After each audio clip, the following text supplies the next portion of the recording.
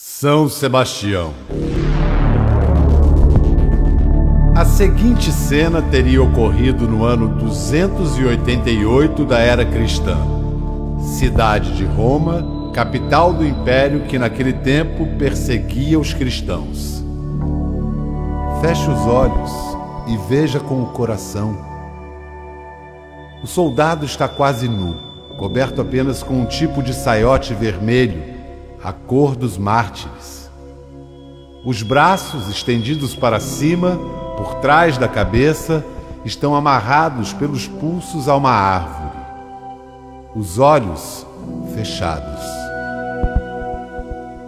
Diante do homem amarrado, 7 arqueiros estão prontos a disparar suas flechas com pontas de ferro. O primeiro arqueiro estica o arco ao máximo e atira. A flecha atinge em cheio o corpo do soldado indefeso. Outra flecha é disparada. E mais outra. Cada vez que a ponta de ferro penetra a carne do soldado seminu, suas pálpebras fechadas tremem levemente. Pelo seu corpo escorrem filetes de sangue. Então vem um silêncio tremendo. Os arqueiros fixam os olhos no rosto da vítima. Esperam um gesto de medo, um gemido de dor, o último suspiro do homem cravado de flechas. Mas o homem abre os olhos diante dos arqueiros e sorri. Ele é São Sebastião.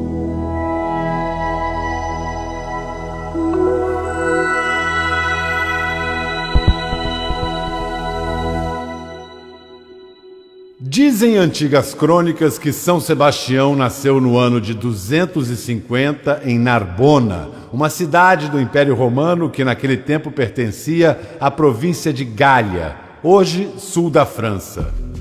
Foi educado em Milão, na Itália. Desde pequeno, a família transmitiu a Sebastião os valores cristãos. O pai era soldado do Império Romano. Seguindo-lhe o exemplo, Sebastião partiu ainda jovem para Roma a fim de ingressar no exército. Ele se destacou na tropa e foi promovido a chefe da primeira corte da Legião de Infantaria. Conquistou a admiração dos imperadores Diocleciano e Maximiano. Mas o grande soldado romano escondia uma identidade secreta sob o uniforme e as insígnias. Era, antes de tudo, um cristão e aproveitou o livre acesso que tinha aos cárceres para confortar os cristãos que naquele tempo eram perseguidos, presos e executados com extrema crueldade. Um certo dia, enquanto Sebastião dizia palavras de estímulo e coragem aos seguidores de Jesus que estavam acorrentados nas masmorras, foi rodeado por uma luz muito intensa vinda do céu. Tudo se transfigurou. Sebastião parecia estar vestido com uma túnica brilhante como o sol. 7 anjos desceram até a prisão e do nada apareceu um rapaz que o abençoou e disse: "Você sempre estará comigo." Nesse momento, aproximou-se de Sebastião uma mulher chamada Zoé, que era esposa do carcereiro, um homem chamado Nicostrato. Essa mulher jogou-se aos pés de Sebastião e, como era muda, pediu-lhe com gestos o perdão pelos maus tratos infligidos aos prisioneiros. O livro Legenda Áurea, uma história de santos escrita no século XIII pelo beato dominicano Jacopo de Varazzi, conta que nesse momento, diante da mulher muda, Sebastião disse assim: "Se sou escravo de Cristo e tudo o que disse é verdade, se essa mulher acredita em tudo o que ouviu dos meus lábios, que aquele que abriu a boca de seu profeta Zacarias abra sua boca. Então a mulher falou: Bendito seja o discurso de sua boca, e benditos sejam todos os que acreditam no que você disse. Vi um anjo segurando diante de você um livro no qual estava escrito tudo o que falou. Ao ouvir a mulher, que era muda, falar, Nicostrato, o carcereiro dos santos mártires, também se lançou aos pés de Sebastião para pedir-lhe o perdão. Algum tempo depois, Zoé foi presa quando rezava diante do túmulo dos apóstolos Pedro e Paulo. Foi queimada e suas cinzas foram espalhadas pelo rio Tibre.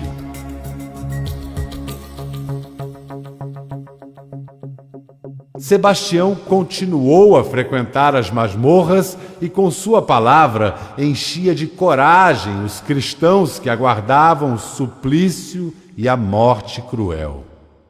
Os outros presos ouviam as palavras fortes de Sebastião e se convertiam ao cristianismo. Até os soldados, colegas de Sebastião, adotaram a nova fé. A legenda de Sebastião se espalhou pelo império e chegou aos ouvidos do imperador Diocleciano, que se considerou traído pelo soldado que tanto prezava e mandou chamá-lo. Sebastião se apresentou ao rei e corajosamente confirmou todas as acusações. Então, Diocleciano tentou convencer o soldado a abandonar a fé em Cristo. Ofereceu-lhe presentes, fez ameaças, mas nada abalou a convicção de Sebastião. Foi nesse ponto da história que o imperador convocou os arqueiros da Mauritânia, considerados os melhores do império, para que matassem o santo a flechadas.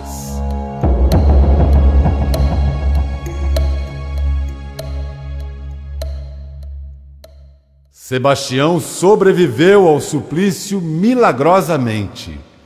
Foi resgatado por uma mulher chamada Irene, viúva de um mártir cristão. Diz uma lenda que Sebastião, crivado de flechas, pareceu a Irene um grande porco-espinho. A mulher levou o santo para casa e, com a ajuda dos filhos, cuidou de suas feridas com emplastros de ervas. Dava-lhe comida e bebida. E quando o santo dormia, Irene sussurrava-lhe ao ouvido: Tu és autêntico e corajoso. Certo dia, aquela mulher, que viria a ser declarada santa, Santa Irene, voltou para casa e encontrou vazio o leito de Sebastião. Imediatamente compreendeu. Aquele era um 20 de janeiro, o dia da festa da consagração da divindade do imperador. Todo o povo da cidade estava reunido no templo pagão. Havia música nas ruas, bandeiras tremulavam. Quando Sebastião apareceu diante de todos no altar do templo, o imperador ficou espantado como se estivesse diante de um espectro. E naquele momento, a voz do santo falou alto: O Senhor Deus restituiu-me a vida para que eu pudesse acusá-lo dos sofrimentos que infliges aos cristãos. Os soldados então avançaram sobre o santo e o mataram a pauladas. O imperador ordenou que seu corpo fosse jogado nos esgotos de Roma, para que ele jamais se tornasse objeto de veneração. Mas isso de nada adiantou. Naquela mesma noite, contam, um doce perfume de lírios se espalhou das águas fétidas. Os restos mortais de São Sebastião foram resgatados e enterrados nas catacumbas de Roma, junto às relíquias de São Paulo e São Pedro, os grandes apóstolos do cristianismo.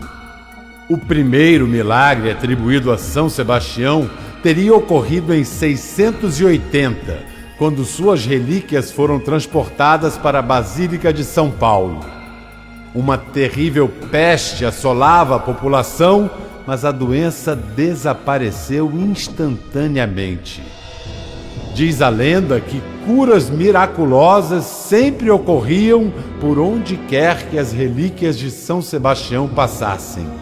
Daí vem o título que ele recebeu, o de protetor contra a peste e as doenças contagiosas.